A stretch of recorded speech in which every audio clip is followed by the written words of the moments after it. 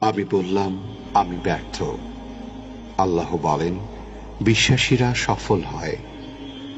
আমি বললাম, আমার জীবনে অনেক কষ্ট। আল্লাহ বলেন, নিশ্চয়ই কষ্টের সাথে আছে স্বস্তি।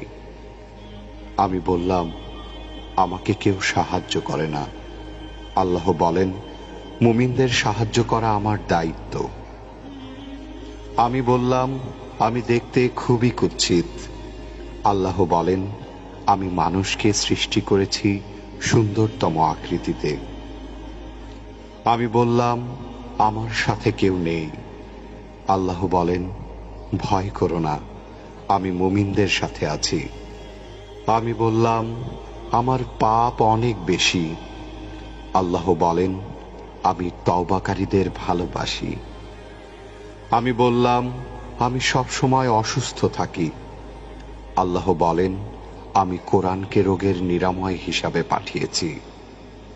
আমি বললাম, এই দুনিয়া আমার ভালো লাগে না। আল্লাহ বলেন, তোমার জন্য পরকাল, ইহকাল অপেক্ষা শ্রেয়। আমি বললাম, বিজয় অনেক দূর। আল্লাহ বলেন, আমার সাহায্য একান্তই নিকটবর্তী। আমি বললাম, আমার জীবনে খুশি নেই। আল্লাহ বলেন, শীঘ্রই তোমার রব তোমাকে এত দেবেন যে তুমি খুশি হয়ে যাবে। আমি বললাম, আমি সব সময় হতাশ।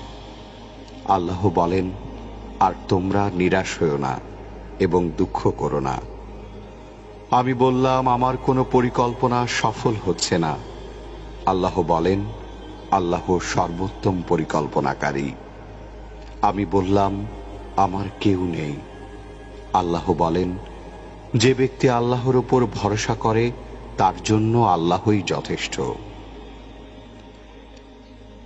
এত নিয়ামতের ভাণ্ডারে থাকার পরেও সন্তুষ্ট চিত্তে আমরা আল্লাহর নিকট শুকরিয়া জ্ঞাপন করি না।